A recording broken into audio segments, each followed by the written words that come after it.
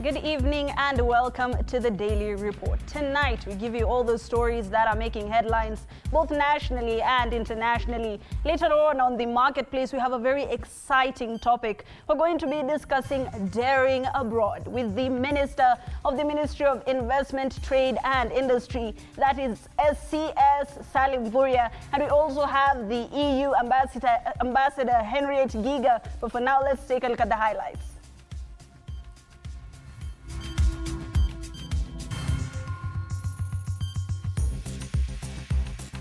Tonight, Shah boss Elijah Washira was suspended over bungling up the NHIF Shah transition process and diverting 1.6 billion shillings earmarked to settle debt to public hospitals. Details emerge. Also tonight, Wiper leader Kalonzo Musyoka now confirms that he is in talks with former Deputy President Rigathi Gachagua to form an alliance. Yeah, we'll talk to everybody so that we build a strong coalition. Several political parties have been registered and linked to the coalition. Mount Kenya region, people are with you 100%. People believe that you are the savior of this country. Plus, U.S. Ambassador to Kenya Meg Whitman resigns days after re-election of Donald Trump. And 34 smartphones confiscated at Kebabe SDA Mixed Secondary School in Kisii during a raid against KCSE exams malpractices.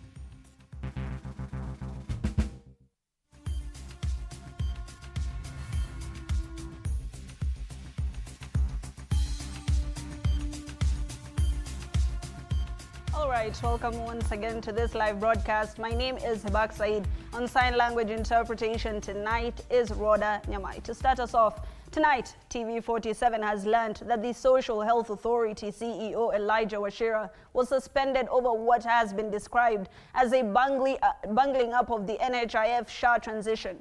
Washira is also accused of diverting 1.6 billion Kenyan shillings earmarked to settle debt to public hospitals. The Shah CEO Elijah Washira was sent on a 90-day compulsory leave by the board last night. Elizabeth Atieno now tells us why the Shah CEO was shown the door just 42 days after Shah implementation.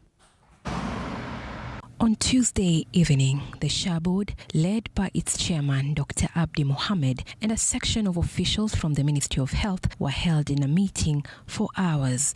A source has now revealed that Washira is suspected to have messed up the transition process from NHIF to the Social Health Authority. This was done through the diversion of 1.6 billion Kenya shillings earmarked to settle debt to public health facilities, hence leading to the healthcare paralysis that was witnessed in the first month of the implementation of the Social Health Authority.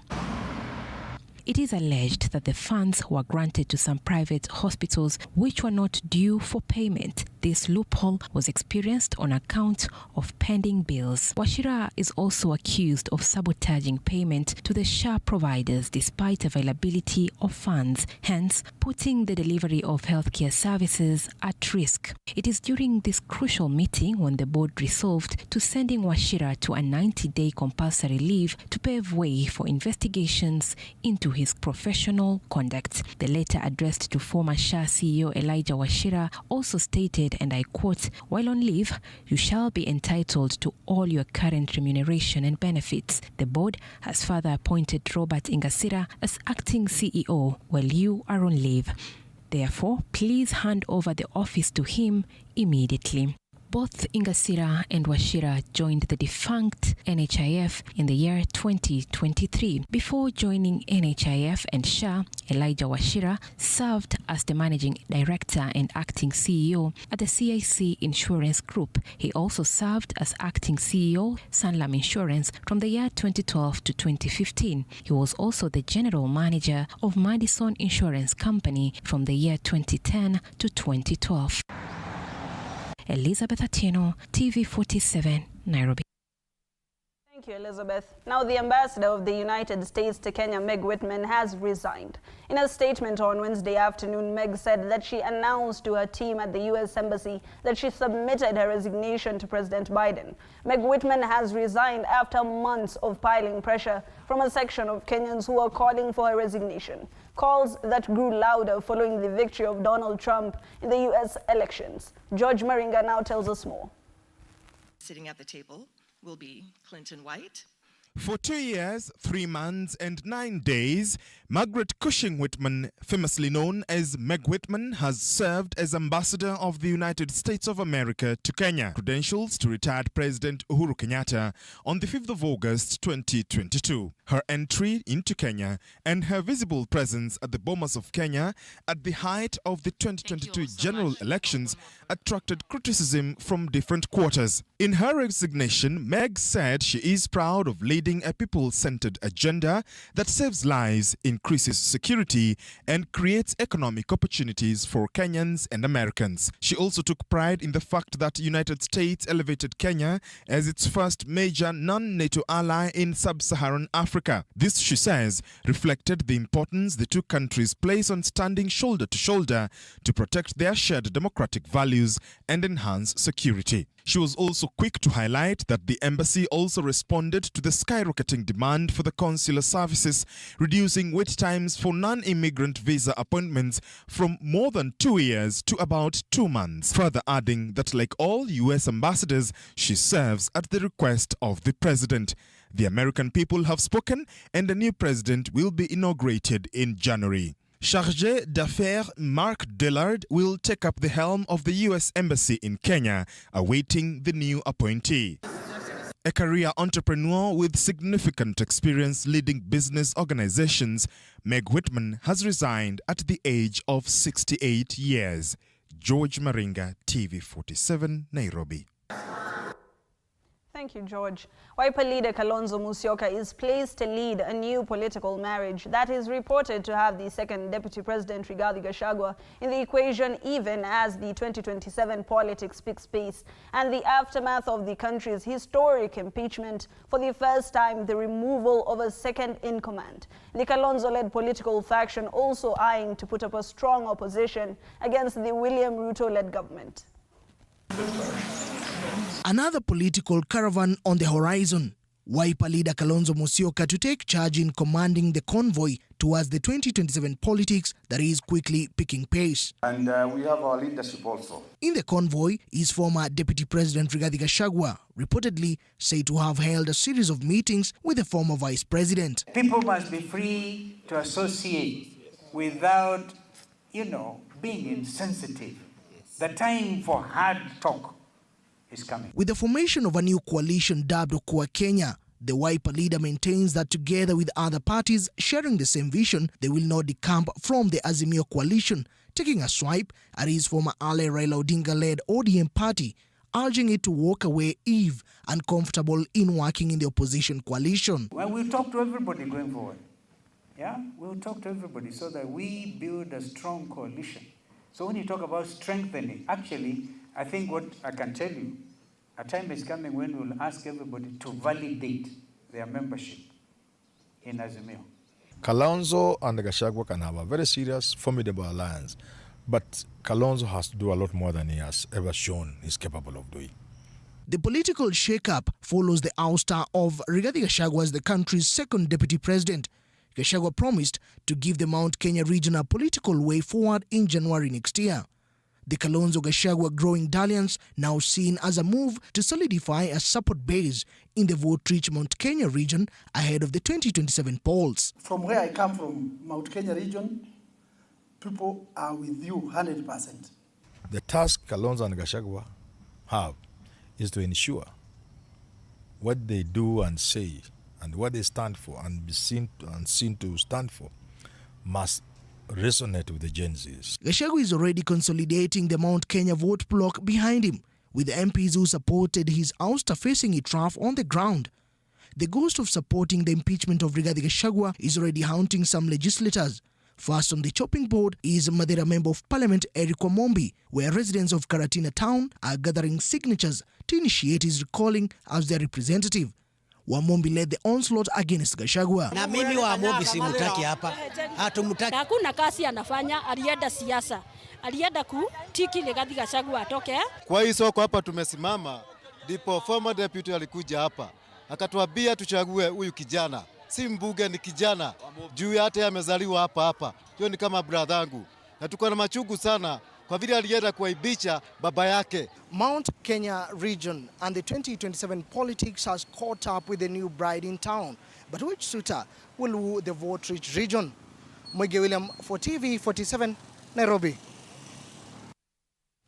All right, news just in. At least 10 people have been confirmed dead and several others injured following a grisly accident at the Iguhu River, that is at Tiala Bridge along the Kisumu-Kakamega Road. Now, the accident occurred after a tanker traveling towards Kakamega lost control and hit two matatus heading towards Chavakali. This is a developing story. We will be having more details. Now, just to tell you once again that at least 10 people have been confirmed dead and several others are injured following a grisly accident at the Iguhu River at Tiala Bridge along the Kisumu-Kakamega Road. And the accident occurred after a tanker traveling towards Kakamega lost control and hit two matatus heading towards Chavakali.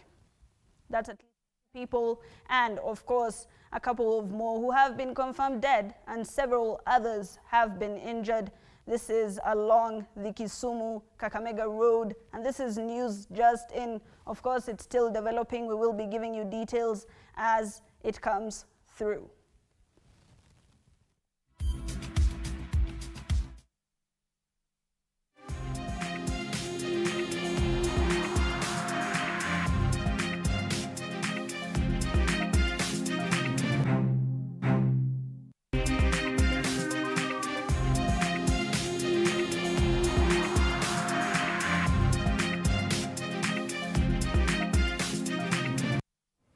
All right. Education Cabinet Secretary Julius Migos has announced that detailed statistics on the cases of malpractice during the 2024 Kenya Certificate of Secondary Education examination will be made public next week, following the exam's conclusion on November the 22nd. Now, the report will offer insights into the scale and nature of the reported cases. Anne Odida tells us more. The Ministry of Education is currently investigating multiple instances of exam malpractice during the ongoing KCAC examination, with several culprits already facing legal action. Education Cabinet Secretary Julius Ogamba has emphasized that adults are largely responsible for these malpractices. I will be collecting the statistics that I'll share next week when we complete the exercise. So far, there are a number of arrests that have taken place. In Siaya, there were a number of arrests that took place in Eldoret, and all of them relate to adults. The students are not really part and parcel of that particular syndicate. Reports of exam malpractice have surfaced in various counties, with Homa Bay being among the most notable. In Homa Bay, individuals were apprehended for allegedly gaining unauthorized access to exam papers, raising serious concerns about the measures in place to prevent such breaches. Additional cases have also emerged in other regions, including Kisii, where individuals were found in possession of leaked exam materials, and Kakamega County, where reports of impersonation and illegal aid during exams were brought to light. Security during the exam period has been generally stable, with no specific threats directly related to the exams. Not threats to the exams in any way, but there were certain insecurities in secure areas like Tana River, where we moved our learners to a central place to be able to ensure that they do the exams. But that did not come because of the exams. It was a normal insecurity in those areas. This year's exams features distinct aspects as part of the efforts put in place to curb malpractices. Each candidate's paper is customized with their name, index number and personal details pre-printed. This personalized approach underscores accountability, as any rule breaking will directly implicate the individual candidate rather than affecting their school or examination center, as had been the case. Anne Odida, TV47.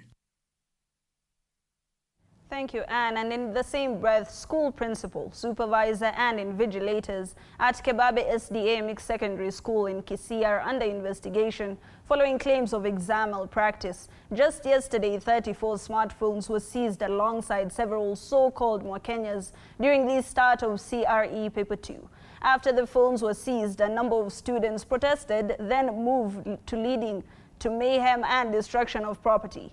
The students who were caught with phones in the exam room were allowed to go on with the exams as investigations takes course, as Paul Kirobi now tells us. Investigation is underway at Kebabe SDA Mixed Secondary School following a case of exam malpractice where 34 phones believed to have been used to cheat in the exams were seized yesterday during the sitting of CRE exam paper 2. The school principal, exam supervisor and invigilators are being investigated to find out how the phones find its way inside the school and more especially inside the exam room against regulations. Confirming the incident in an interview with TV47, Kenyanya Sub-County Deputy County Commissioner DCC William Bett said that 3 phones were found inside exam room and 31 other phones were found inside a box at the boys' dormitory. So simu hizo zikachukuliwa na pia katika harakati hizo ikapatikana simu zingine 31 katika dormitory ya wafulana, na hizo simu zilikuwa on, zilikuwa zinafanya kazi. So hiyo ni kuonyesha kuwa labda kulikuwa na mpangilio za kupeleka pia katika hizo darasa za mtihani. The students who were caught in suspected exam malpractice were allowed to continue with the exams as investigation continues. After this incident, yesterday night, students went on rampage, leading to destruction of property, including classrooms and administration block windows. It took the intervention of police officers to contain the situation. Okay, zile vitu ziliabriwa katika shule ni tuliona madirisha, hizo vioo vya madirisha zilivunjwa, na pia tukaangalia ofisi ya administration pia ilivunjwa milango na madirisha, na pia laboratory tuliona kama walipiga vioo ndio sana ndio zilivunjwa. Paul Kirobi, TV47. Thank you, Paul. Human rights groups, activists and advocacy groups, among them the Mukuru Justice Center, on Wednesday morning launched a report on bodies discovered at the Quarry dump site. And as Samira Mohammed now reports, the pressure groups have blamed the government for negligence and a lack of accountability on the Quarry dump site mystery.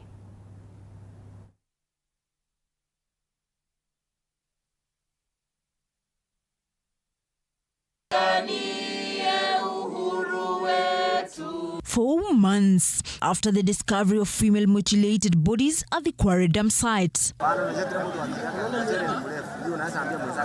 a section of rights groups and activists have launched a damning report on the discovery and retrieval of female mutilated bodies discovered at the Quarry dump site. On 15th July 2024, Collins Jumaisi Kalusa was arrested allegedly in connection with the killings and the mutilation of the women's body that were dumped in Quarry. Slamming the government and security agencies, including the Directorate of Criminal Investigations, the rights groups have blamed the government for negligence for its failure to take part in the body's retrieval process. Serikali tu ni kutuangalia tu, watole mwili walete hapo juu, wa identify mwili, yani nikaa tu walikuwa, yani nikaa walikuwa mizia. Quarry still remains an active crime site, and that the government has something hiding in that quarry. Until they prove us otherwise, we strongly believe that there are still more bodies in Quarry. These, as a section of youths who volunteered in the bodies retrieval exercise, have called for help, claiming that their lives are in danger after receiving constant threats from people believed to be security officers. Lakini tukapatana na vitisho sana. Hata wakati nilikuwa nikitoa hizo mili, kuna makara walinishika na wakaniambia wanaweza nificha mbali sana nisioonekana.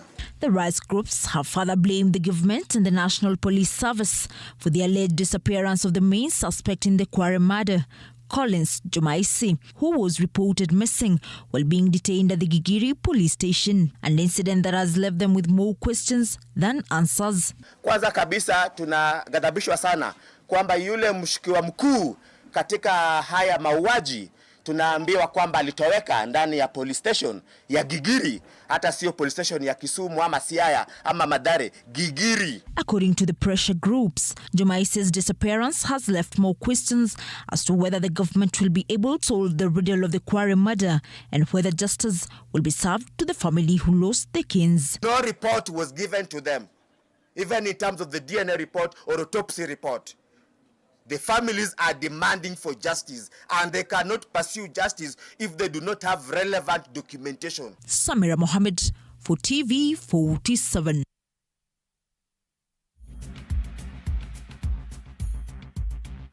And the report on the autopsy of Sharon Atieno, a girl who was murdered and whose body was dumped in a banana plantation in Kiambu, has revealed that she was stabbed multiple times. The autopsy was conducted at the city mortuary in Nairobi, where an investigation has been initiated to identify the perpetrator. Ruga Eval tells us more. Government pathologist Dr. Peter Ndegwa, who conducted the postmortem, established that the 19-year-old Sharon Atieno died from blood loss due to several stab wounds. Mtoto amekatwa mbaya, shingo hii imekatwa mpaka imekatwa yote mpaka imeanguka chini, wakapaswa, wakadunga tumbo mpaka ukiangalia tumbo vitu yote ilikuwa nje ya tumbo. Her body was found dumped at a banana plantation in Gashore village a week after she went missing. Watu wa DCI kwa hiyo kazi wanafanya ni kazi muhimu. Nao najua ni expert na ni wako expert zaidi, hawatashindwa kupata yule mtu ambaye amefanya hii kazi. Atieno's close friends were shocked over her grisly death, calling on the government to end cases of femicide witnessed in the country. But ile swali tunauliza kila siku tukitazama TV, tunaona mtu fulani, msichana fulani, sijui nani fulani amefariki, amewawa.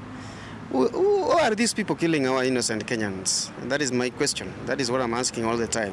Recently, police reported that 97 women have been murdered within a 3-month period, highlighting a concerning trend in gender-based violence. You're afraid somebody will call you around 9:03, sio mtu wako, tafadhali usitoke nje.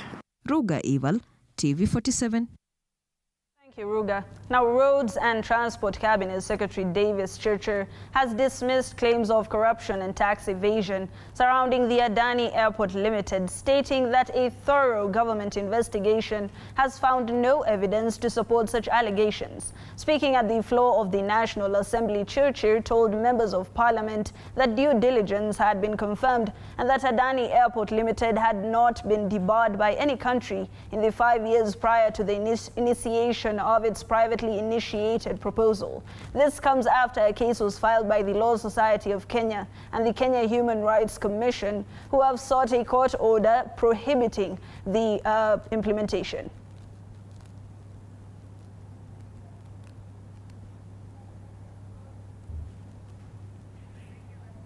We will be bringing you that story in a bit, but moving on, the National Assembly has approved a motion to reduce the publication period of the 6 bills from the 14 days to 12 days. The bills including Tax Laws Amendment Bill of 2024 and the Tax Procedures Amendment Bill 2024 and the Business Laws Amendment Bill of 2024 seeks to mobilize an additional 174.6 billion shillings worth of revenue in the 2024 to 2025 financial year through a raft of new proposals, a number of which were in the rescinded Finance Bill 2024. Mike Kagwongo tells us more. The proposed amendments to the tax laws, tax procedures, public finance and business laws bills of 2024 were the point of discussion of Wednesday morning at the August House, MPs highlighting that the bills was a result of extensive public consultations led by the Ministries of Finance and Trade. The reduction of the publication period seeks to create a window for public participation ahead of the December 5th long recess date for the National Assembly. For us as the National Assembly, we also need to engage in that stakeholder engagement. And for us to have time to have meaningful, qualitative and quantitative public participation, as we have been told by the Court's Honorable Speaker. In line with the government's commitment to strengthening Kenya's investment climate and enhancing economic governance, the Ministry of National Treasury and Economic Planning said Business Laws Amendment Bill of 2024 aims to create a more enabling and competitive environment to drive private investment. Ishungwa declared intentions for an internal briefing or kamukonji upon the substantive speaker's return, ensuring Parliament is ready for a thorough discussion. Through a number of new ideas, some of which were included in the Finance Bill of 2024 that was revoked, the bill also aimed to raise an addition of 174.6 billion shillings in revenue in 2024-2025. These 4-5 laws we are dealing with is what the economy of this country is going to run on. National Assembly Bill number 49 of 2024. Will as many as of that opinion say aye? Aye. Will as many as of the contrary opinion say nay? The ayes have it. This meeting will allow lawmakers to thoroughly examine each bill and comprehend the precise effects these reforms may have on the Kenyan economy. Mike Kagwango, TV47, Nairobi. And a section of student leaders in public universities across the country have today urged the government to address the demands of the lecturers who have been on strike for the third week now. The student leaders have threatened to organize protests on Monday if the strike is not called off by then. Our reporter Kinto Afula narrates. It's now the third week since the lecturer strike began in public universities across the country. Students from several universities have now spoken out, raising concern about the challenges they are undergoing due to the ongoing strike. And we are scared that if they go home, they won't come back, and some of them will even drop out under these harsh economic times. Coming back, some students will have to do a lot of backtracking to see where they were in order to understand now where they are going. We don't have money. Education has been so expensive. Speaking today at the University of Nairobi, student leaders have called on the government to urgently address the demands of the lecturers, a move they say will help prevent further disruptions to their studies and unnecessarily extend their time at the university. We have already calculated the graduation dates, which is next year. We are waiting for exams by the end of this semester. We are supposed to start our exams 1st of December. Furthermore, they have stated that if a resolution is not reached by Monday, they will mobilize students from all universities to flood the cities and join lecturers in protest aimed at pressuring the government to meet their demands. We'll be going to the streets to make sure the students' needs are agitated, are heard by the government. We don't want to see stories. Nimetenga na nimeweka nikaongeza. Kinto Wafula, TV47, Nairobi.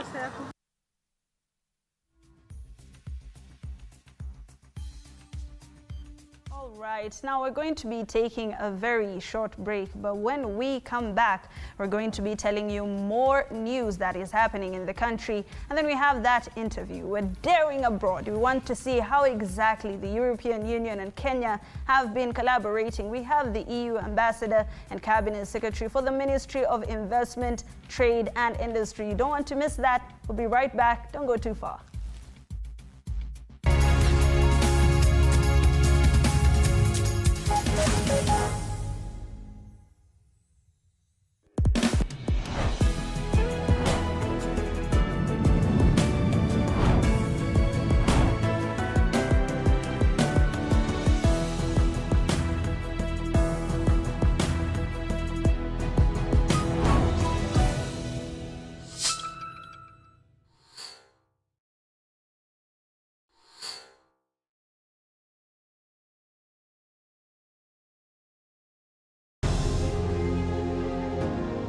Vile unavyojua watoto wengi sana hawana namna.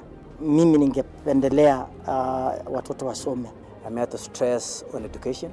At the same time, let us actually do any kind of sport that we are doing. Sport speaks the best language to everybody. Tunataka tutafute talents.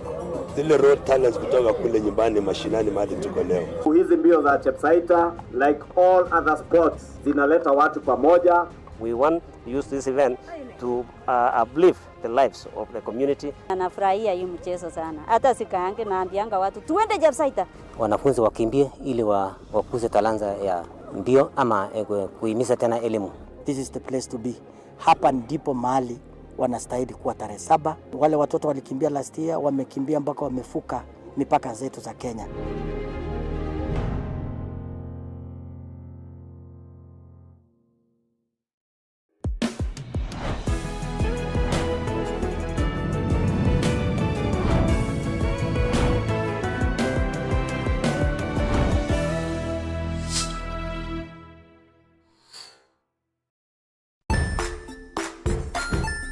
Hey there friends, welcome to Kids on the Block, where fun and imagination come alive.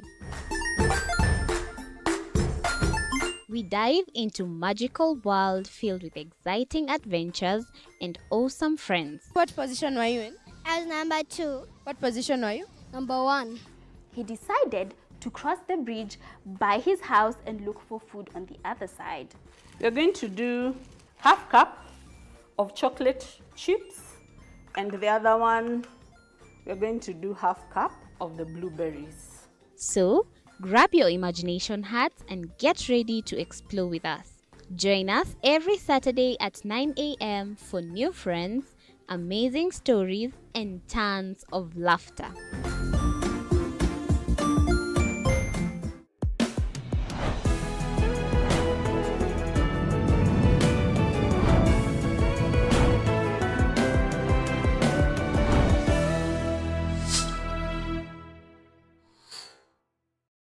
Join us as we explore the journeys of those who defy the odds and break barriers.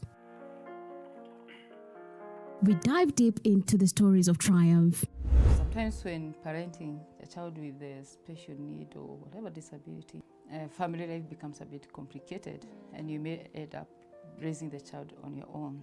Here, we inspire. I have a farm which one we showcase with other dyslexic youths and autism, how to farm. Motivate. It's never easy, but what we do, the best thing is to work with another parent who has an elder child than yours. And break through the barriers one story at a time.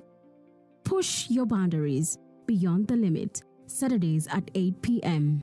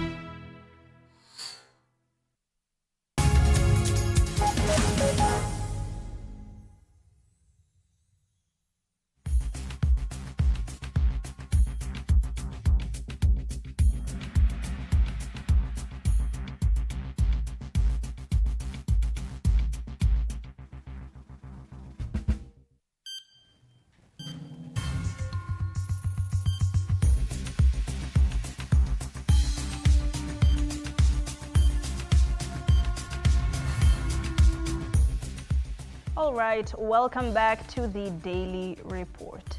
I had shared this news earlier, but just to reiterate, at least 10 people have been confirmed dead and several others are injured following a grisly accident at the Iguhu River Yala Bridge along the Kisumu-Kakamega Road. Now, the accident occurred after a tanker traveling towards Kakamega lost control and hit two matatus heading towards Chavakali. We are following up on that story and we will be updating it in our socials.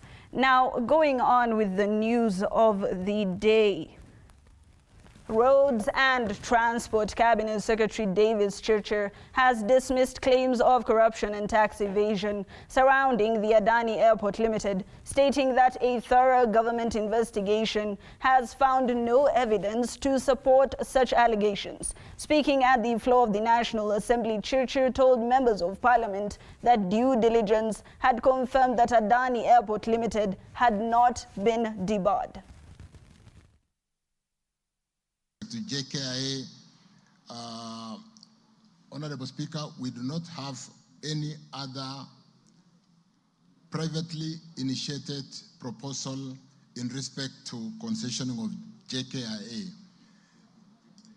Honorable members, to run through a PIP, you will need to have done a feasibility study, and it is a serious submission. It is not a piece of letter. So when you submit a privately initiated proposal, it is a very well done piece of work, having looked at the whole scope of the proposal and what needs to be done. So with respect to that, honorable members, we do not have any other privately initiated proposal by any concessionaire in respect to Jomo Kenyatta International Airport concessioning. Or even under PPP, we don't.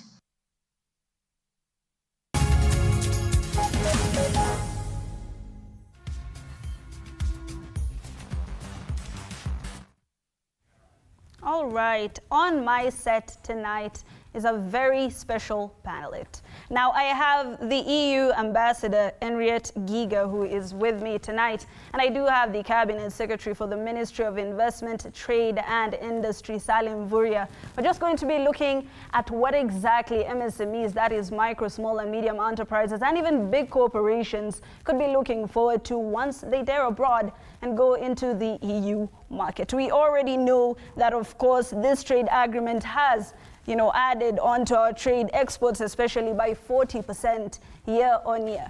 Ambassador, I'll start with you. What have we done different from last year, January, to this year that has added on our exports? I actually haven't known that we have added so much to our exports, but I know that the main products going to the EU is flowers, vegetables, tea, coffee, and so the idea is that as of 1st of July, there is zero duty, zero quota for the entire market. So I want to know what has Kenya done differently? Maybe the Cabinet Secretary knows. Right, and I'll throw it to Honorable Salim. Thank you very much. If you look at the period that you were mentioning, we did sign the Economic Partnership Agreement in December on the 18th. Fantastic. And this agreement has now come into implementation since 1st of July this year. And this agreement actually inspires, quite a lot of mobilization of Kenyan products to the EU, and that is, part of what is happening now. With the sensitization that we have been doing since then, we have more farmers now, being able to understand, and small and medium enterprises understanding the value of this agreement. So I think part of the impact that you are talking about is that kind of mobilization. But of course, the agricultural sector performance broadly has also been inspired by the subsidized input, the subsidized fertilizer that we've had. Right. And a lot of other initiatives that have been there, listing of farmers for the first time through the digital platform. So that combined, then we find a lot of activity in the agricultural sector, and mostly in the horticultural sector, which is also very critical in the agribusiness spectrum. I'm glad that you brought that up. Now, Ambassador, maybe if you could just tell us, of course, quite recently you did say that maybe Kenya should diversify some of the things that it is exporting into the EU, region, knowing that it is a 27-country, region. What are some of the things you think Kenya could be sending to the EU? Well, first and foremost, I think work has to be done on the value chains of the already existing products. For example, some of the horticultural exporters, they now bring together the bouquets already here and they export them as already assembled bouquet, which gives a multiple yield on the market in Europe. So the idea is to add value and not export the raw product, but the diversification means go beyond the agriculture. I have been saying that because I know Kenya's ambition to become an upper middle income country. I don't think you can do that with agriculture. You have to really diversify, go into more added value products. So but even in the agriculture, there are things that can be done. For example, organic, socially responsible produced products. They give a much higher yield in Europe. So there are many creative ways of adding value to your produce. And we think even if there's zero duty, zero quota, to make full use of that, you have to look at this in creative ways and not stick to the tried and tested. Right, and we will be looking into value addition. Bwana CS will give us more details on that. But let's touch on, the business of the day. Now, formal financial institutions are roping in micro, small and medium enterprises through financial awareness seminars. Absa Bank has set aside 100 billion shillings to mitigate financial crunch on MSMEs across the country for the next 3 years to propel businesses to take advantage of the opportunities that emerge in different continents. Addressing the bottlenecks that affect many businesses, the bank innovation and digital solutions is going to be the new frontier for longevity. To thrive, we need to be at the forefront as a family. Wonderful. Let's give clap. Mandina Street, and I trade new boxer bikes and spares. Very key, and you listened well to him. We have set aside 100 billion Kenya shillings to be able to support MSMEs in the next 3 years. These are funds that we want to inject into the economy.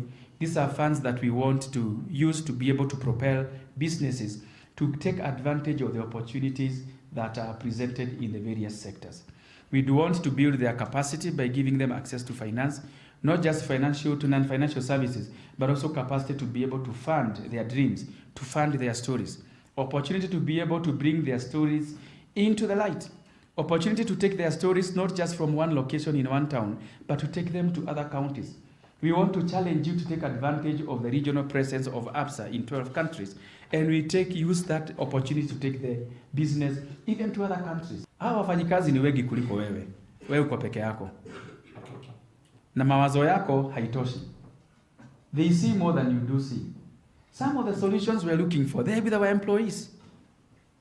They know the loopholes.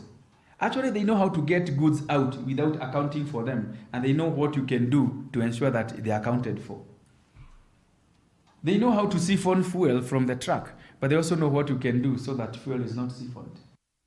Now, still within the financial sector, banks are finding convenient ways for cross-border money transfers. NCBA has signed a memorandum of understanding with Express Money, a cross-border international payment solution platform, to offer efficient remittance services to its diaspora customers. This strategic partnership will provide NCBA customers access to over 185,000 partner locations in over 160 countries. Express Money is into the remittances and a cross-border payment space. We have reactivated Express Money brand and the product recently last month. Today we signed a contract with NCBA. NCBA in a very short span of time has really achieved a lot in terms of the awareness out in the market, customer acquisition. Remittances is very important for Kenya. And with the advanced technology capabilities of NCBA, it is not only the account holders or customers of NCBA, but the capabilities extend to the non-account holders of the Kenyan diaspora as well. So we are looking at this partnership not only from the money coming in with the NCBA, but we are also providing express monies rails when it comes to the money going out from Kenya in a select corridors. This morning we are celebrating the signing of our agreement with Express Money, one of the leading money remittance companies based out of Dubai. Remittances are an important part of Kenya's economic and social fabric. And so this is part of our ongoing initiative at NCBA to develop partnerships and execute arrangements that enable Kenyans in the diaspora to be able to remit money. This partnership will enable those who are sending money to terminate to wallets or to bank accounts and even cash pickups across any of our 100 branches across the country. Now, more details from our breaking news. 9 people have died in a grisly accident involving a tanker and 2 matatus. The accident occurred at Iguhu Bridge along Chavakali-Kisumu Highway at around 6 p.m. when a tanker lost control and hit 2 oncoming matatus head-on, killing them on the spot. Now, several passengers were rushed to various hospitals with severe injuries. The OCPD Ikolomani has now confirmed. There are pictures on your screen showing you what exactly happened. We are on ground giving you details on that.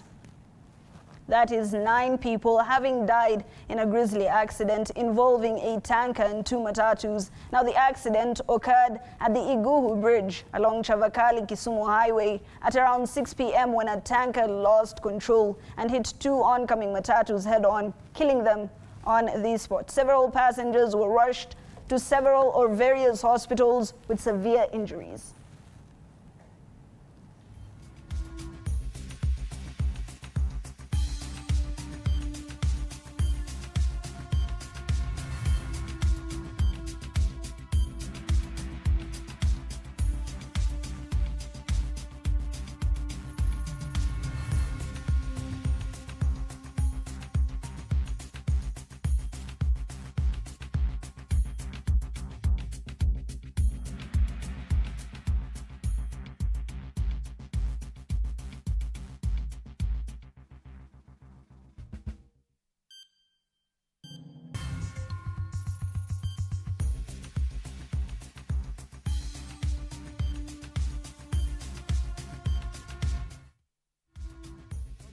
Kubwa Nissan 2 na trailer.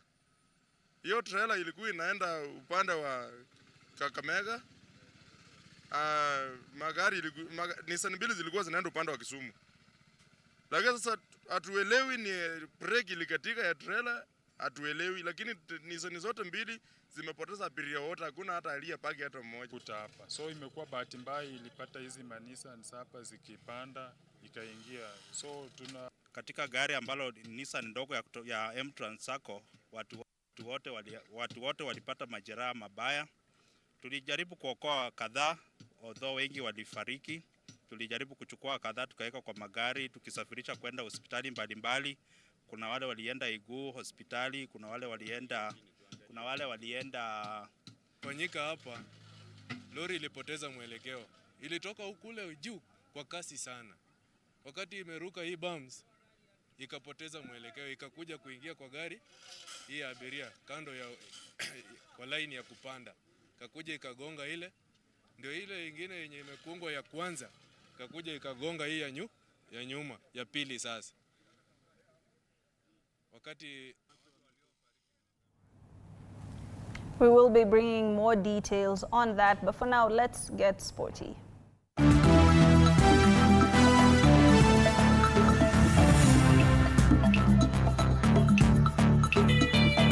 Sports Net.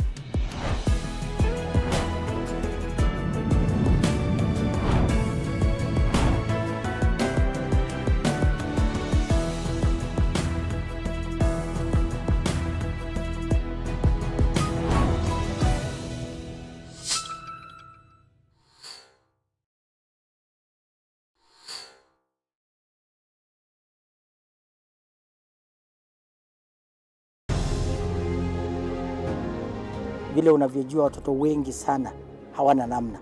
Mimi ningependelea watoto wasome. I'm here to stress on education.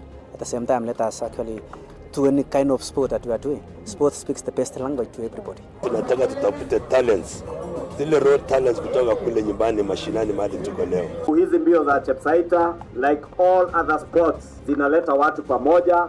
We want to use this event to uplift the lives of the community. Anafurahia hii mchezo sana. Hata sikaange naambianga watu tuende Chepsaita. Wanafunzi wakimbie ili wakuze talanta ya mbio ama kuhimiza tena elimu. This is the place to be. Hapa ndipo mahali wanastahili kuwa tarehe 7. Wale watoto walikimbia last year, wamekimbia mpaka wamefuka mipaka zetu za Kenya.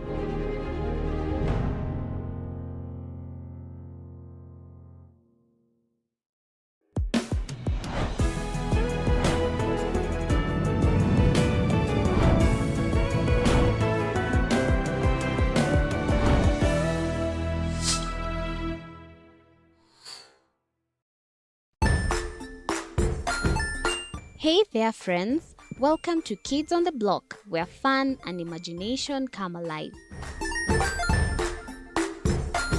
We dive into magical world filled with exciting adventures and awesome friends. What position were you in? I was number 2. What position were you? Number 1. He decided to cross the bridge by his house and look for food on the other side. We're going to do half cup of chocolate chips, and the other one, we're going to do half cup of the blueberries. So, grab your imagination hats and get ready to explore with us. Join us every Saturday at 9 a.m. for new friends, amazing stories, and tons of laughter.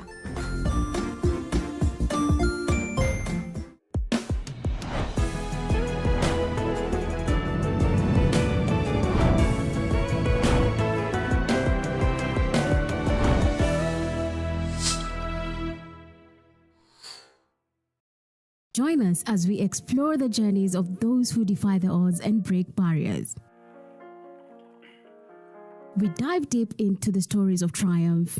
Sometimes when parenting a child with a special need or whatever disability, family life becomes a bit complicated and you may end up raising the child on your own.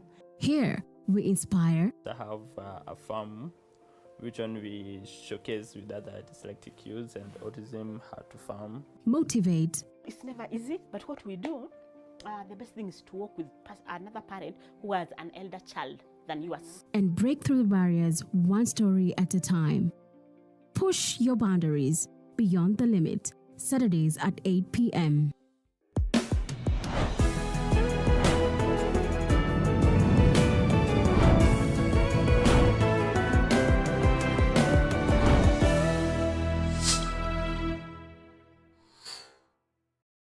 The Grind, where business meets brilliance. It's not just about the ideas. I was working as a shampoo boy. I used to wash clients' hair on the sink. It's about making them happen. From big wins. In primary school, when we would be asked what people want to be, I was categorical that I want to be a nurse. To hard lessons. The consoles change, the gaming equipment keep changing. We cover it all. Tune in to The Grind, where every episode is packed with insights. The person who is serving customers, always be a customer-centric. Strategies. When you pay attention to detail, you get luxury items. And stories to fuel your ambition. Don't just dream it, grind it. Mondays at 7:30 p.m.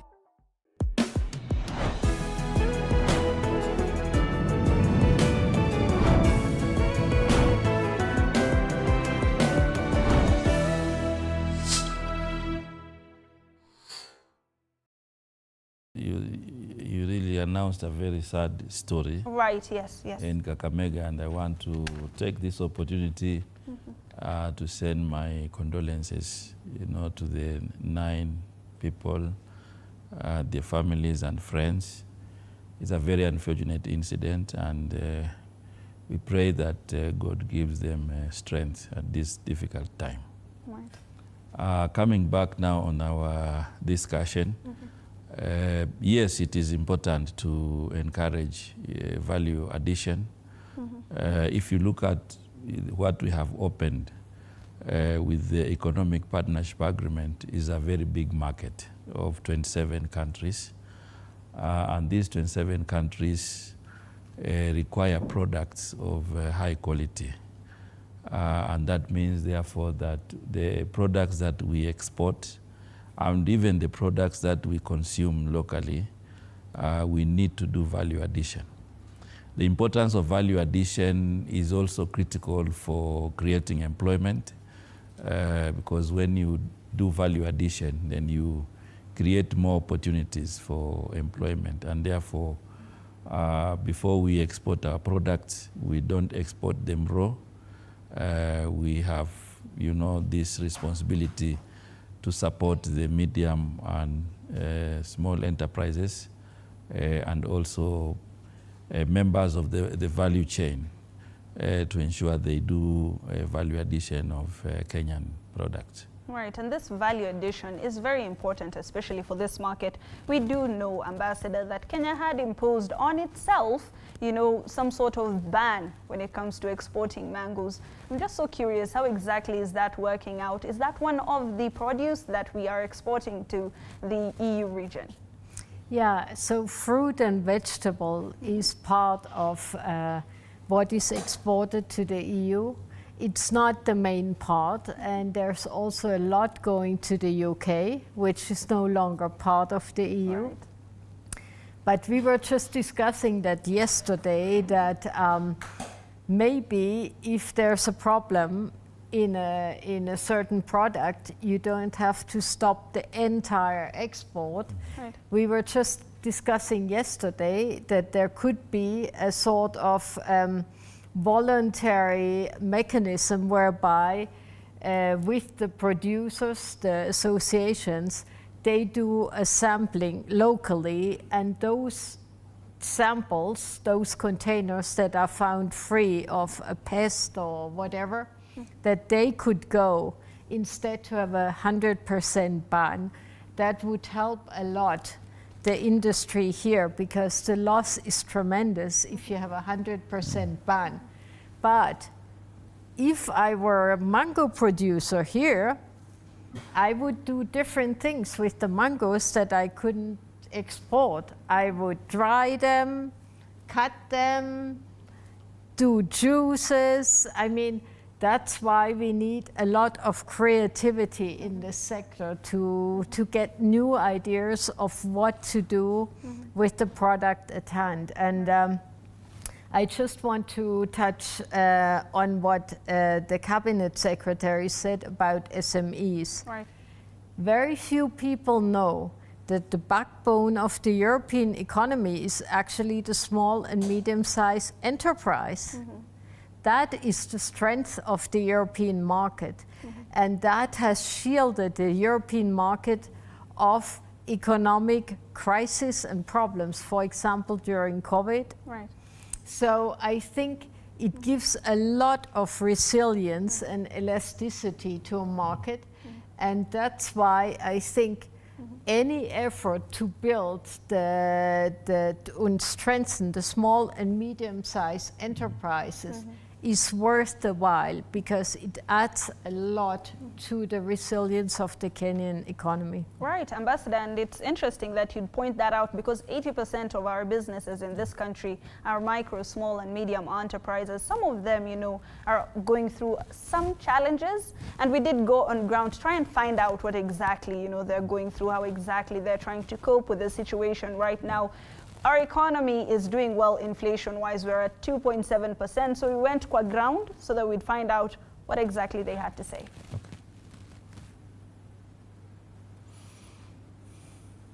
Serikali wakifanya public participation, sana sana huwa hatufikii sana.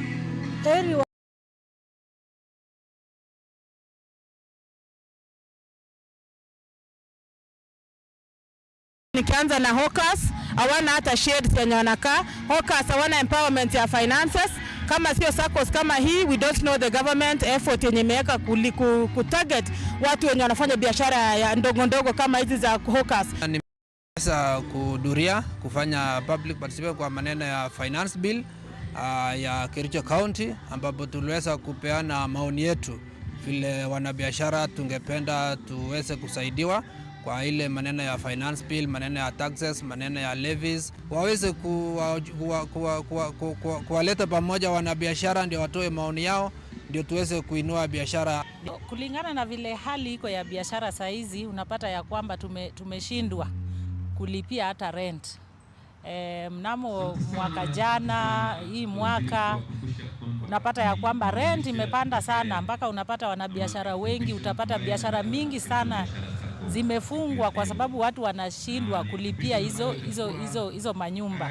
Na hali ya uchumi ya sasa utapata ya kwamba mauzo iko chini, so utapata hasara ni mingi sana, unapata watu inafika mahali wanashindwa kulipia hata rent. Ukienda dukani ile kitu ulikuwa unanunua 100 unakuta imepanda, imeenda 250. Haya, mapato ni kidogo. Hata ukitafuta kupata help sahi ni shida. Maanake kila kitu sahi kimesambaratika. Kwa hivyo katika hii serikali ya UDA hakuna ufanishi wowote, ni kuhangaika. Kila mwananchi sahi analia kuhangaika. All right, those are some of the challenges that the business community has expressed. And of course, the government is working on the Business Law Amendment Bill to try to solve those things. I will let my panel marinate on that because we need to go on a very short break. But when we come back, we're going to be engaging our CS and the ambassador on that topic. Don't go too far. We'll be right back.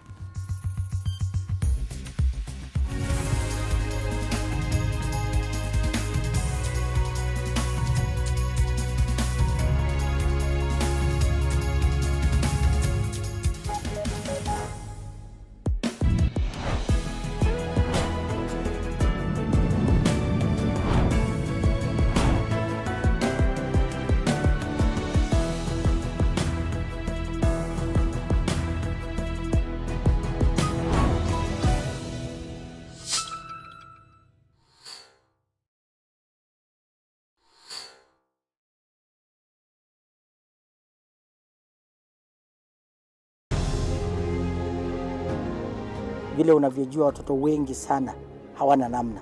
Mimi ningependelea watoto wasome. I'm here to stress on education. At the same time, let us actually do any kind of sport that we are doing. Sport speaks the best language to everybody. Tunataka tutafute talents, zile raw talents kutoka kule nyumbani mashinani mahali tuko leo. Hizi mbio za Chepsaita, like all other sports, zinaleta watu pamoja. We want to use this event to uplift the lives of the community. Anafurahia hii mchezo sana. Hata sikaange naambianga watu tuende Chepsaita. Wanafunzi wakimbie ili wakuze talanta ya mbio ama kuhimiza tena elimu. This is the place to be. Hapa ndipo mahali wanastahili kuwa tarehe 7. Wale watoto walikimbia last year, wamekimbia mpaka wamefuka mipaka zetu za Kenya.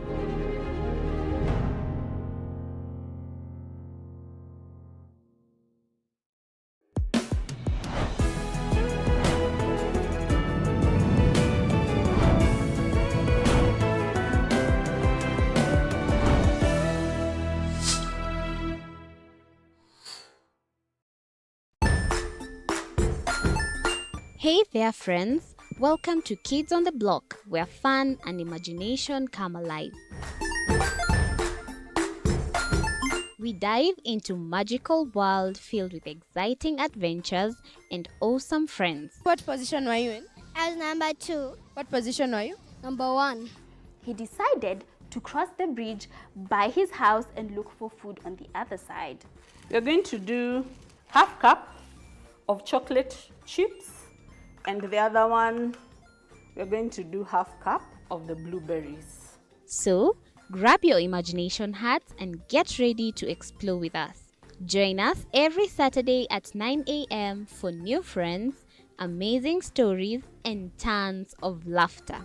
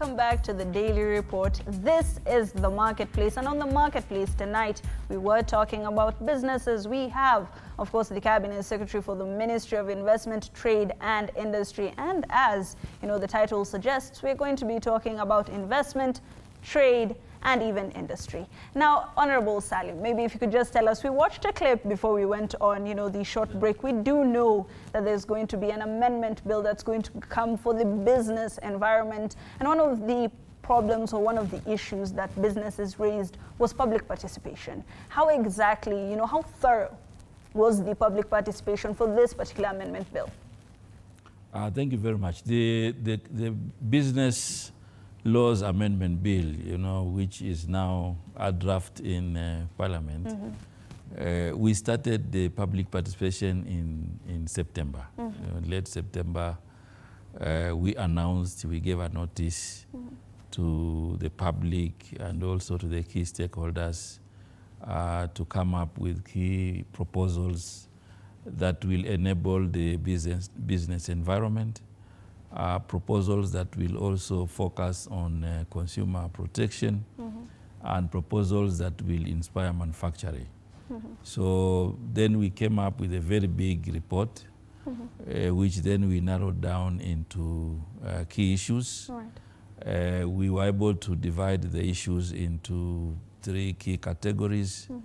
Issues that will require legislative reforms, issues that will require policy reforms, and issues that will require maybe administrative action. The issues that required legal reforms, then we collapsed them into an omnibus bill, right, which is amending 18 acts of parliament, and it is also creating 57 sections of the law. Right. That was the first instant of public participation, and the last 2 weeks we have been out there again engaging the public, especially the Kenya Association of Manufacturers, right, and key stakeholders. And now we have a fair draft which will essentially also go back to the public before Parliament is able to enact this, right, to be the law.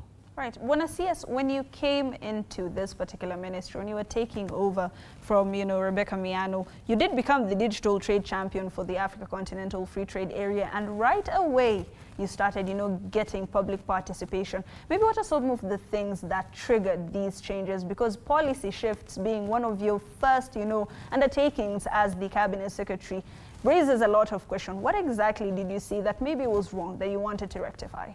It is not me who was seeing anything wrong, but I think it is the business stakeholding. In right, fact, the EU and the ambassadors here, right, they have 10 issues. Right. They have 10 issues that they raised with me in the first Qatar's call. And then when I did meetings also with other key stakeholders, they raised the same issues. The manufacturers have been raising issues. Right. More critical issues have been raised on our tax framework, the cost of energy, and many other issues that people have raised.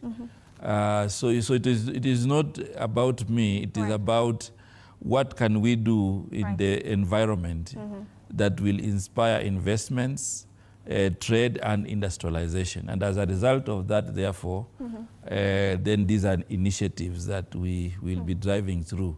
Right. And you mentioned the business amendment laws. It's not the only one. We actually have 5 others, which are also ready for public participation.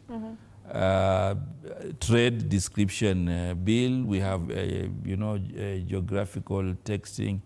There are 5 more which we have just processed. Right. And they all geared towards ensuring that we have an environment that can address most of the issues. Like one of the comments from the small enterprises is the issue of financing. Right.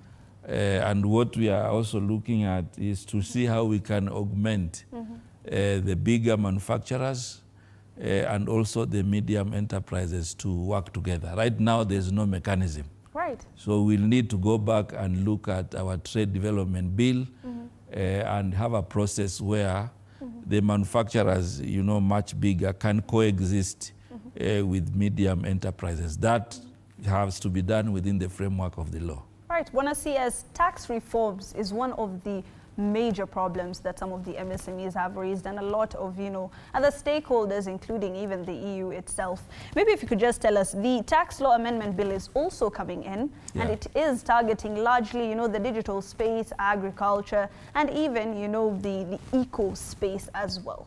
If you could just tell us, these are changes that are going to be affected. These are tax reforms that are going to come in. You have promised businesses that, you're going to make it a bit more stable for them. What are some of the things that businesses should be looking forward to?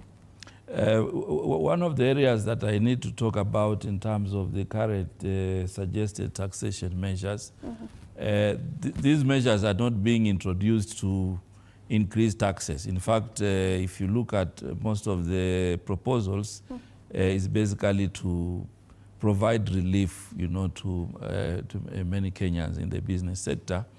And more importantly for us in the investment, we are looking at a predictable framework. For example, in the special economic zones, where we have been giving tax rebates, we want to see, like now, about 10 years of tax predictability, so that somebody can make a calculation of their capital and see how they can provide investment in an environment that is much more predictable. It is much more, you can predict with accuracy your profits and your expenditures. So it is those kind of issues that we are now pushing, so that we can ease the challenges that happen in the business space. All right. Ambassador, maybe if you could just chime in. Of course, taxation reforms are always an issue in every single country. When it comes to investment promotion coming into the country, considering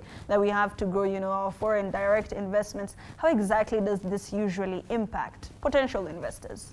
Yeah. So the conversation we had with the minister and the business sectors here is that in order to attract investment, first you have to treat those who are here well. So the investors who are already in the country need to make business and good business in order to attract further investment. And for attracting investment, you need to have a stable policy framework, and most importantly, a stable tax regime. Because any investor will make a calculation. In 5 years, in 10 years, I can make that much profit. Is it good that I go to Kenya? Should I go to Tanzania or to Singapore or wherever? So for that to make, they need to know what are the parameters.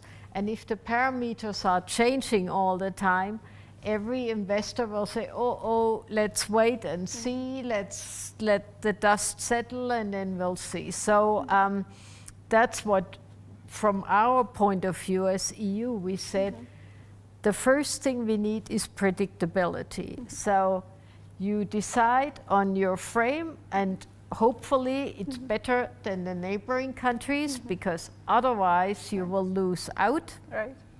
So you have to be more attractive than the competitors, and then whatever you decide, you stick to it for some time. Right. Duration is also very important. The ambassador has said, they want to wait until the dust settles. So, Bwana CS, you're the best person to answer this. When will the dust settle?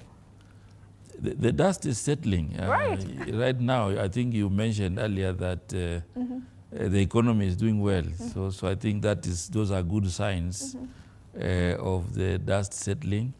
But more importantly, now we are in that process of making laws that address some of the issues that Ambassador has raised. In fact, there was a debate today in Parliament on this bill. So we expect in the next few months we will have it. We have most of those bills passed, and therefore that then will be a good beginning, to the reform process that we are actualizing. Right, Can I Ambassador, say you can so? help us, rally up some of those investors because the dust is settling. Yeah. So for us, I think it's very important to see that the government is responding to the needs of the private sector.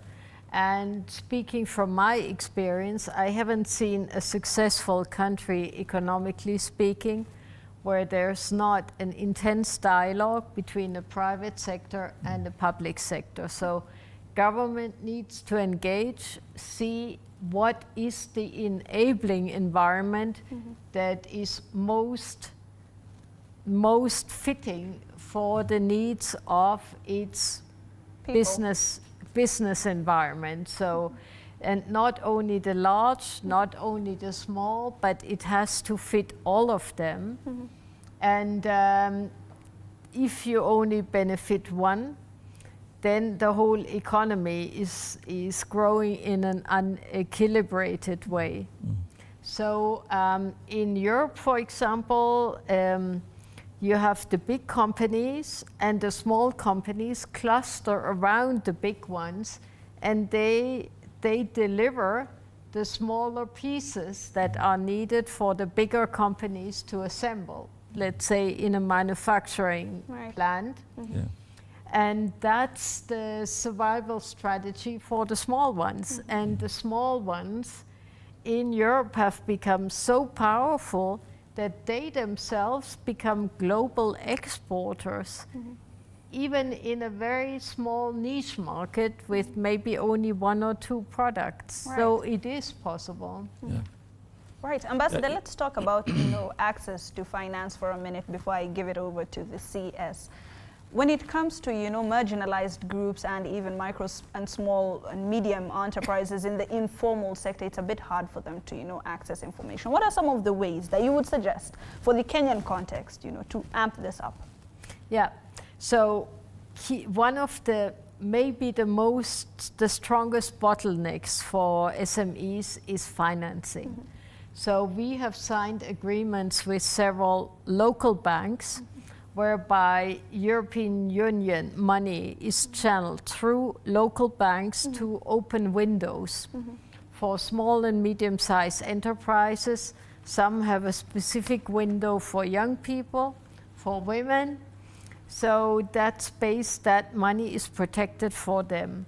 And the idea is also that you use alternative banking, including the Hustler Fund and others, which can bridge the gap and make the very small upcoming companies bankable until they reach, let's say, the lower threshold. And I heard already some of the local banks say that the alternative banking models are already reaching the lower part of their portfolio. So there seems to be something moving in the right direction, but it's not only financing, it's capacity building. So we are also financing enterprise breeders next to universities. So the students can experiment and get started whilst they still study, and then get support in business management, in bookkeeping, accounting, technical skills, and access to finance. So they're protected in a greenhouse, let's say. So they stay in the greenhouse until they're ready to go out. That is a very successful model that you have in Europe. And it seems to be working here as well. Buona CS, you had a rebuttal for the ambassador? Yes, I wanted just to add, and if you looked at the clip that you played, one of the issues raised by the medium enterprises and small businesses is the issue of financing, which is very, very critical. They need capital, and they need that kind of support. So in addition to what we are doing with the EU, through our ministry and through Kenya Development Corporation, we also have 5 billion shillings to support the small, medium enterprises and this is money which is loaned at a single digit. And I'm happy that also the partnership with the EU recently through KCB, 32 billion is available, for youth and women micro enterprises, which is also given at single digit. And part of what we jointly need to do now is to ensure that now this information moves out there, so that the businesses that are targeted can have the right information on how to access these funds. But already this is what we are doing, and you are also aware that the Hustler Fund has been very impactful also on individuals and group businesses. So all these efforts joined together provide some capital, to financing of small and medium enterprises. Right. Bwana CS, let me just take you back to the policy side. We're talking about the Business Laws Amendment Bill. One of the things, or one of the bodies that is concentrated on the most is the Kenya Bureau of Standards.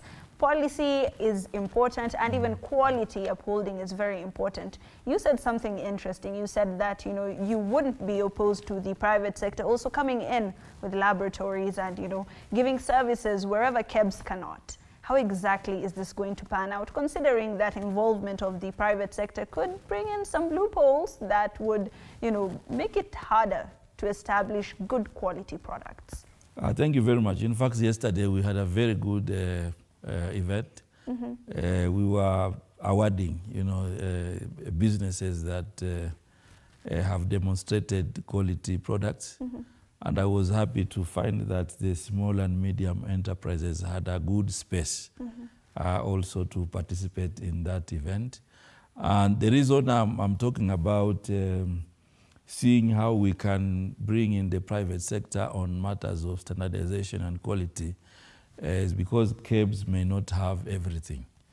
They may not have all the expertise, and part of this then can be accredited to other institutions to work together with KEBS. Right. And this is not a new thing. Already KEBS is in partnership with different organizations on matters standards. Right. So it is just an expansion of service delivery, so that where we don't have the right technology, the right expertise, and there is an investor or a private sector that has that capacity, then they can see how to work together in that respect. Right. Bwana CS, say a loophole emerges and the private sector takes advantage of it, and we have a situation like the sugar scandal where there is substandard sugar on our shelves. How exactly will the government regulate some of these newcomers? If that happens, there will be a framework. In fact, that is a good example. But I can also give you another example. Right. You see, like today I was at one of the companies who do Mabati, and we're discussing the issues of quality and how other products of low quality also find their space in the market. You see now, if we give an opportunity to the same company that is doing the same product to look at quality of its products and other products, there will be conflict of interest. Right. So even as we are discussing, we are very cognizant of those issues. And at the right time, when that decision has been made, we will look at all those loopholes and see how that can be bridged. But as I said earlier, there are already a lot of arrangements where KEBS is working with private sector on a number of issues on standards. All right. Yeah. And maybe, Ambassador, if you could just tell us, of course, phytosanitary standards are very important as well. And these are the things that, products should be looked into before they make their way into the international markets. How exactly is the EU looking into Kenya, considering our quality? How do we match up to other countries? How are we doing? The phytosanitary standards are very important in Europe to protect our consumers. So this is taken very seriously, and that's why in the past there have been issues around products from outside. So what we're trying to do is the standards are there and there are minimum thresholds, right? Mm-hmm. So what we're trying to do is work with partner countries where a problem has been identified to ensure that they could be overcome, because in the end, it's also in the interest of the partner country and the consumers in the partner country to get a minimum standard. We're not talking here about luxury standard, we're talking about damage. Right. Damage to the health or the environment. So we have to make sure that this is not happening, especially with food. So in the case of flowers, for example, we had some pests, and there the key issue is that they are not infecting other things. But the idea of the EU is to give technical assistance to the countries to enable them to have products that pass the phytosanitary standards. And we also have a dialogue, so it's not just a blind application. So when there's a problem, we're talking also to the producers' associations, to the government, to try to find solutions. Right, and labeling is so important, knowing what exactly is in different products or even produce. Want to see us quite recently, the court upheld, the throwing away of the ban on genetically modified, organisms or even products. Knowing that this could come in, the National Biosafety Authority did suggest that maybe the solution would be labeling anything that has GMO on the shelves so that people can make an informed decision. Do you believe that this could be, a framework that could be working? Is this something that could be taken up by the government?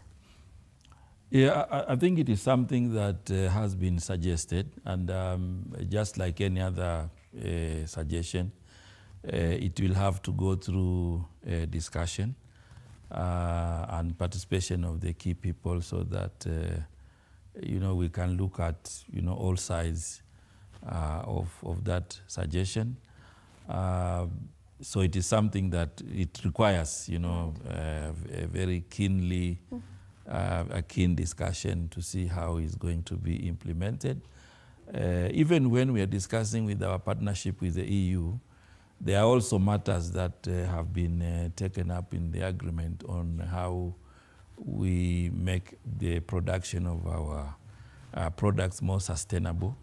And therefore, I believe when we also label our products to the EU, we'll have to say something about compliance, whether we have complied to. So the issue of labeling and branding is not just for GMO related products, but this will go along in branding the Kenya products, in relation to the market that we are sending them.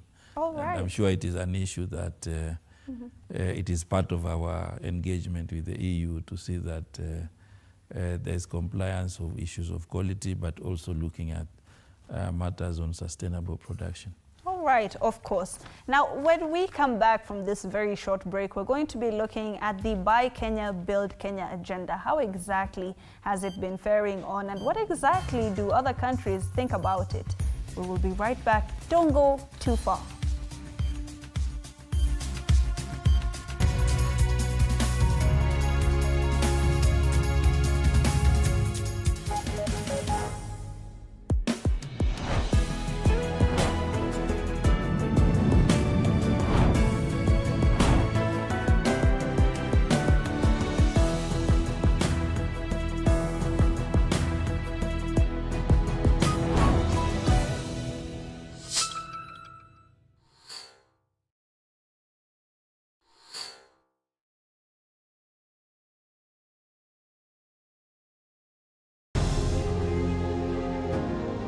Vile unavyojua watoto wengi sana hawana namna. mimi ningependelea watoto wasome. I'm here to stress on education. At the same time, let us actually do any kind of sport that we are doing. Sport speaks the best language to everybody. Tunataka tutafute talents, zile raw talents kutoka kule nyumbani mashinani mahali tuko leo. Hizi mbio za Chepsaita, like all other sports, zinaleta watu pamoja. We want to use this event to uplift the lives of the community. Anafurahia hii mchezo sana. Hata sikaange naambianga watu tuende Chepsaita. Wanafunzi wakimbie ili wakuze talanta ya mbio ama kuhimiza tena elimu. This is the place to be. Hapa ndipo mahali wanastahili kuwa tarehe 7. Wale watoto walikimbia last year, wamekimbia mpaka wamefuka mipaka zetu za Kenya.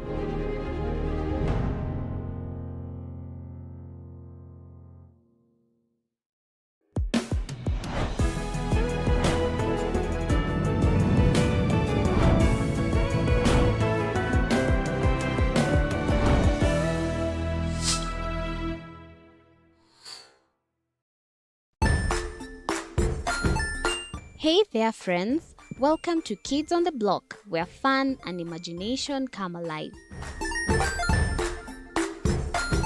We dive into magical world filled with exciting adventures and awesome friends. What position were you in?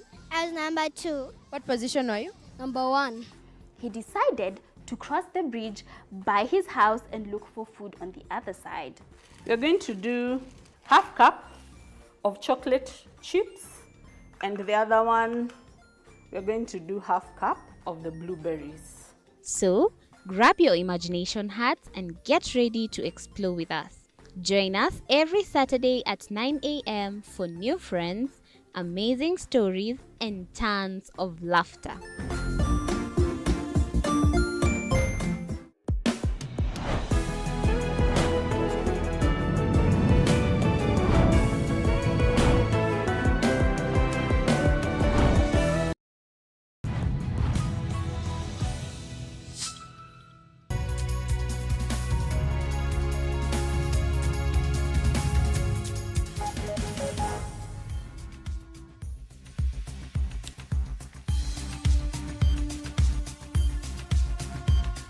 All right, welcome back to the Daily Report. Before we went on a break, we were talking about the Buy Kenya, Build Kenya agenda, an agenda that will propel some of the industries and even manufacturers within this country to create products for Kenyans so that they can be taken up internationally as well. Bwana CS, how exactly are we faring on? Are Kenyans consuming, the products that we are making? Yeah, thank you very much. Yes, Kenyans are consuming the products that we're making. But not as much. You find that there are still people who feel very proud when they buy products from other countries. And that is why for us it has been very critical to do the rallying call, Buy Kenya, Build Kenya. And I need to explain to my friend here, because when we are discussing. Yes. You see, when we are encouraging investments, manufacturing, value addition of products in our country, it means if we do the products and Kenyans buy those products, we are talking about 50 million people. One, you sustain that business because now it has markets here. Secondly, you create jobs and you create wealth. Right. And because of the Buy Kenya, Build Kenya, we are also saying we need to enhance the quality of our products so that it is not just Kenyans buying, but even, in other markets. You see, now we have opened the market in Europe. We have opened the market in Africa through the AFCFTA. And those markets will require product entry. And the entry of those products should be products of high quality. So we need, first of all, as Kenyans, we need to appreciate, what we make here. And then allow others also, and try to sensitize them to also buy our products. And if you look at 50 million Kenyans, it's a big market, so we cannot assume it. So Buy Kenya, Build Kenya is very critical to enhance our manufacturing, to strengthen our investment portfolio, but more importantly, to create jobs for our young people and also to create wealth. Right. When it comes to boosting our investment portfolio, Ambassador, maybe what are some of the things that you would recommend for Kenya? Because I do understand how important it is to see a good consumption locally before they even go out into the international markets. How exactly can it make a difference in the international markets when we consume our own products? I think a key element for producing and consuming locally is that it establishes pride. Mm-hmm. It establishes pride in what you do and what you can do, and a sense of nation building also. And not everything that comes in from outside is good. Right. I mean, there are substandard products that are marketed internationally, and your own product could be 10 times better, and only because there's a prejudice that whatever is imported is better, then you think that's the superior product. But I do think that then the producers, whoever it is, big or small manufacturing, they have to make their products attractive. Right. So people will not buy something only because it's made in Kenya. They want to have a sexy product, something that looks nice, that feels nice, and that also gives them prestige. So if they wear a shirt that looks lumpy and so on, they whether it's done in Kenya, they don't want to wear it because it's just not nice. So that's why I think you have so much creative talent that I'm sure you can get products that are much better than what is coming in. And increasingly, products from Africa are finding markets in Europe because they have an edge. Right. Something that is on top of what is happening in Europe. For example, bags and accessories are very much in demand. Or beadwork, for example, is being used in the big fashion houses. Right. So what is needed is that also Kenyans look at what are the trends and make use of those trends. And the minister just pointed out the huge African market. So if you make products that can be exported to the neighboring countries and the whole of Africa, you have an even bigger consumer market than the EU. Right, and we do have bodies that usually push that. We have Keproba, we also have the KNTC. Bwana Salim, of course, there were changes in that body, and the KNTC did release, you know, a sort of clarification. But for Kenyans looking inward, some of the appointments did not make sense. What is your position on this? Thank you very much. First of all, I think it was very unfortunate that yesterday there was a wrong headline on the appointment of the managing director for KNTC, because the headline was linking the appointment to a scam, you know, 6 billion, which I think happened last year. But what I want to confirm and clarify to Kenyans is that the recruitment of the MD KNTC followed the due process. You know, this is a process which began in March. It's a process which was concluded on the 30th of May, 2024. And in July, there were a lot of communications between the board of KNTC and the investigating agencies.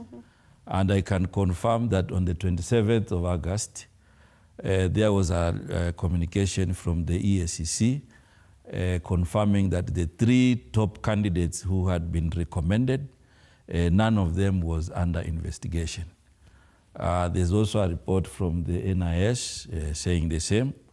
And therefore, somebody who is purporting to say that the recruited candidate was under investigation, it was wrong. Right. And you could see also in that same newspaper they were quoting Senate proceedings.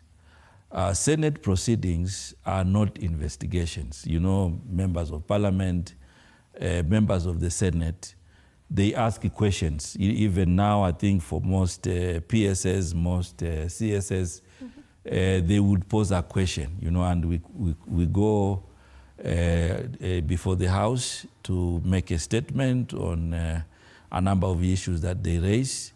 So that cannot be equated to an investigation. And then secondly, also, I think there was another issue about audit. Audit queries are not necessarily investigations. I think audit queries are administrative matters. They are asked to organizations anytime. You know, there are gaps in maybe financial statements and procurement system. Those are things that are administrative. They happen every day. Right. And they are not part of investigation. Right. And then thirdly, principal secretaries are members of boards. And for this particular one, the PS Trade is a member of the board of KNTC. So if he's attending a meeting, somebody should not be raising an issue because he's actually a member of the board. Right. And where he can't attend, they second, you know, representatives to those boards. So I think I was really taken aback by that kind of headline. And when you read the story, it could not add up. It looked like somebody wanted to profile something negative, maybe on me or the ministry. But I think it is very clear that that process, and it is open to audit. Anybody can come and look at the papers on how that process was carried out. There was a sentence to say, why did Mvurya hurriedly? This process was done on the 30th of May, 2024. At that time, we also sent an acting MD who is a member of staff. He resigned on medical grounds. So as we speak now, as of 2 weeks ago, there was no leadership in KNTC.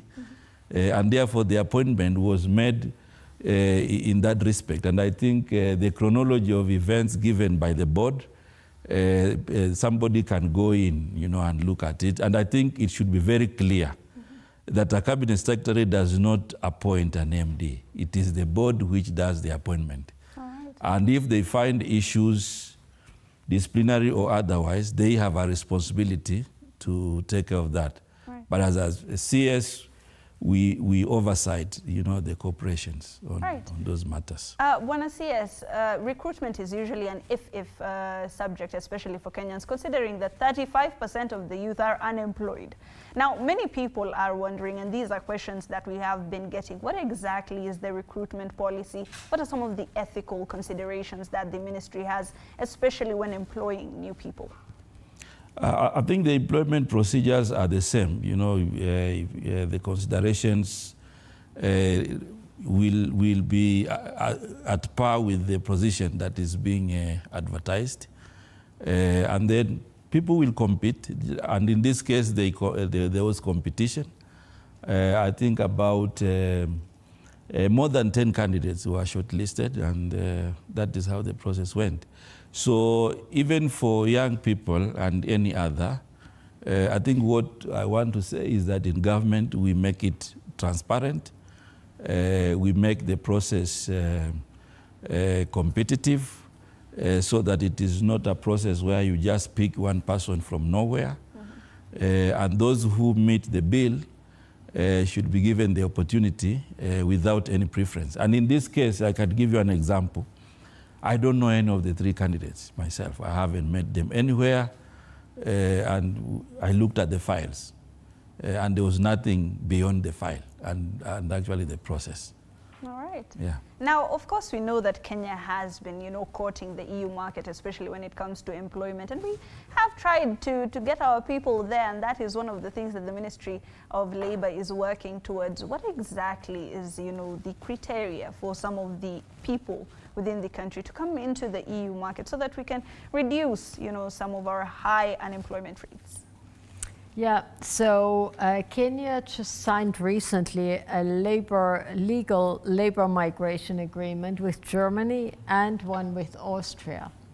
And the idea is to be complementary to each other, because in Europe, the workforce is shrinking.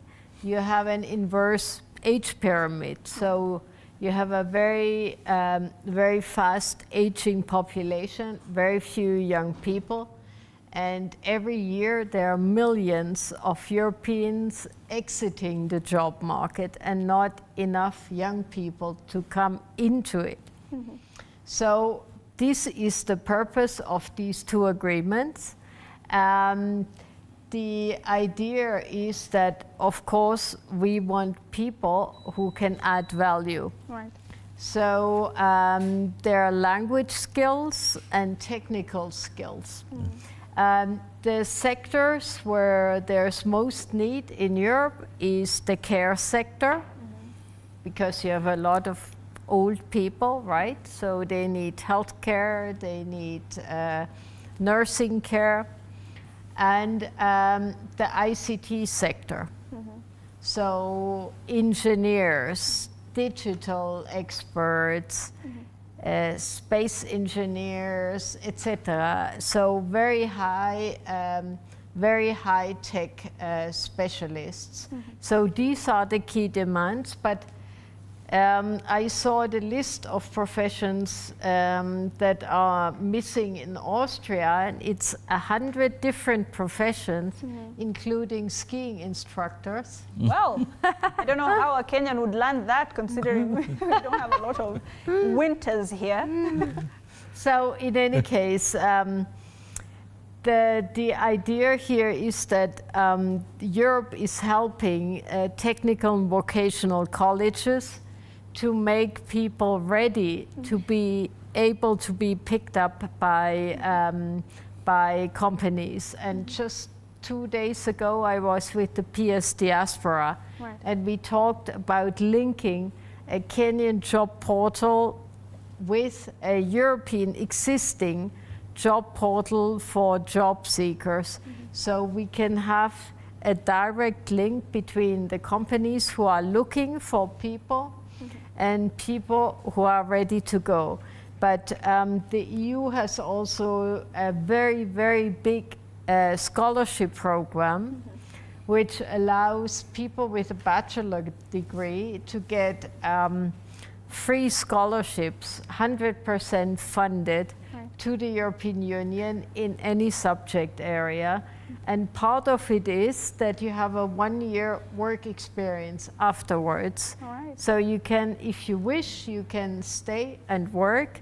And given the scarcity of human resources, if you're halfway good, you will be offered to a job afterwards in the company where you're working. So I think that's another golden way to get into the EU. But we are also saying, and that's why we are so much supporting the digitalization.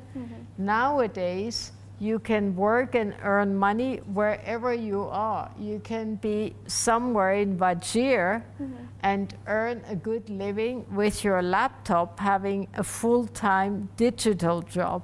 What is needed is, of course, the technical skill, and something that you can market online, and of course you need a connection somewhere. And once that is there, there's no reason why not thousands of Kenyans can work in the digital market without even leaving their country or their hometown. Right. Of course, that's very important in pushing up foreign exchange. Let's talk about investments for a minute, Bwana CS. Of course, we've always aspired to hit the $10 billion mark, right? And we did say that we're going to hit that just last year in December. What is our progress so far? How much FDI do we have? How much do we, look forward to having? Yeah, I think it is possible to reach that target. It is not far-fetched, and I'm sure we will soon reach that target of incremental investment, especially in foreign direct investments. And I'm saying this because if you look at the trends, you know, we have very good trajectory in terms of the foreign direct investment. And the processes that we are doing to enable the business environment is going to be useful to, you know, attract more direct investments. Even part of these market access agreements that we have done with EU, with the UK, with Africa, East Africa and COMESA and many other countries across is part of encouraging that people see Kenya as a strategic location for investment, because right now if an investor is putting up an investment in Kenya, they are actually accessing the whole of Africa. Even the foreign investors who invest here, through those arrangements, they have entry into other parts of Africa. So this becomes then the strategic location. I can give you an example. Last week, we had a very good event with the small micro enterprises through the AFCFTA. We flagged off 100 containers of aggregated products, which are going to be finding market, you know, in Africa. 100 containers is not a small thing, you know, through the Trade Connect. This is a big thing that will really inspire a lot of other investments. Because, you know, once we have entry of our products in those markets, then it encourages production, which means then investments will definitely increase. So the trajectory is good. And I think the other thing is His Excellency the President, Dr. William Samoei Ruto, has really profiled our country positively, both here in the continent and also globally. And part of the advantages we are now getting through the labor agreements, it is through that kind of profiling. And Ambassador knows here that Kenyan workers, the human resource here is of high quality. We have, you know, high quality, skilled people, hardworking, with positive attitude. And all this is culminating because of the profiling positively by His Excellency the President. And this is important also for investment.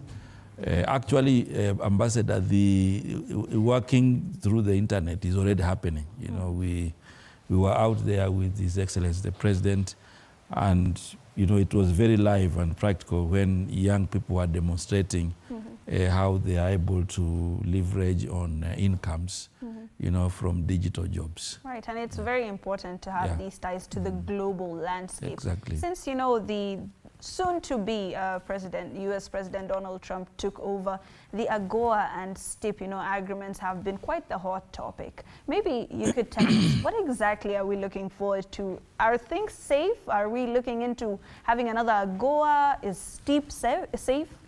Yeah, I think we see this very safe. You know, AGOA is coming to an end next year, and you know, AGOA is affecting the entire Africa. And the joint position of African countries is a continuation of AGOA. However, we are also in a good space. We are now in round 8 of the strategic investment partnership discussion. There are many texts that we have agreed. There are others that we still have to discuss, like on issues of workers' rights and environment. We need to conclude those, and there are many more that we are discussing. But currently we have made good progress in the STIP, and we also find the new leadership in the US, leadership which is, you know, going to embrace continuation of these issues that we have already discussed. I don't think we have a big risk, because these are issues that affect directly the two countries, and they also affect investments, and therefore it would be my, you know, thinking that positively this will be taken up even by the new administration. All right, and changing, global trends also has an effect on bilateral trade agreements between, the region, the EU region, and even Kenya. What is the standing of EPA? What should we be looking forward to? Is it going to be strengthened into the future? What does it look like for us? The EPA came into force on 1st of July, and now we're really trying to bring this into a very forceful implementation that gives tangible results for jobs and growth. And our hope is that other countries in the EAC region will join. We have positive signals, but nobody has signed up yet. So yes, in many other areas, Kenya is a front runner. Right. So hopefully this will set a good example. That means that would help the EAC have an even deeper integration. And our hope is that this could also eventually be a building block for the African Free Trading Zone. And the EU has already said if this agreement works well, we could look in the future at a services agreement, which could be of high interest to Kenya, and an investment agreement. So the sky is the limit. There are many possibilities we have to discuss in the coming years, but we go step by step. And I just wanted to say one more word, because Vasiri was also the Minister for Blue Economy. We haven't talked for a moment about the possibilities for investment in the blue space. Right. And the blue space holds so much potential here in Kenya, and is one area that is completely underexploited. So I just want to draw attention to that. We had a big Blue Invest conference here, and we will continue to advocate for the blue space as an area of great economic potential for Kenya. All right, and Bonasias, finally, as we conclude, what should we be looking forward to in terms of bilateral trade agreements? Where else are we daring as Kenya? What should we be looking forward to? Yeah, first of all, as I said, we concluded the APA with the EU, and I'm happy that we are now implementing. We are doing the sensitization. We have also done the comprehensive economic partnership agreement with the UAE. We haven't signed, but on our part, we have finalized. And any moment, we will get the signal from our partners whether that can be signed at what time. So that is also another area that we are opening a partnership agreement. The UK is not a member of the EU any longer, Brexit. Yes. So in that respect, we also have an economic partnership agreement with the UK, and basically also to do the same, give benefits to Kenyans who send products to those markets. Away from that, agreements and whatever it is we are doing, we also have other initiatives, that His Excellency the President has prioritized. These initiatives are now the provision of special economic zones that, provide opportunities for plug-in and play kind of investments. The export processing zones across the country, and all the other flagships. We have a flagship EPZ here in Murang'a, which is in good progress. It's 40%. In Kirinyaga, in Uasin Gishu, in Busia, Nakuru, those are flagship EPZ. And, we want to fast track their implementation so that we complete in the next few months, and also invite, investors in that respect. Kenya was very famous with apparel, when we had a lot of cotton, so that is also an area we are really inspiring. Generally, cotton plantations across several counties in the country so that we can claim our place. We also have initiatives for rural industrialization through the county aggregation and industrial parks, which will be key targets for small and medium enterprises to aggregate their product, and then those products can also be added value and find markets. So the space is having quite a number of initiatives that we continue to profile as we go along so that we can enhance investment in our country. All right, thank you so much, Bwana CS. Thank you so much, Ambassador, for joining us. We have been daring abroad today. We have been looking into some of the possibilities that MSMEs, even big corporations, can look into when they're going into the global space, what they should be looking forward to, and what are some of the requirements that they should have. Thank you so much for joining us on the Marketplace. Until next week, same time, same place, my name is Hibaq Said. Have yourselves a very lovely night, and say good night to Rhoda Nyamai, our sign language interpreter, as well.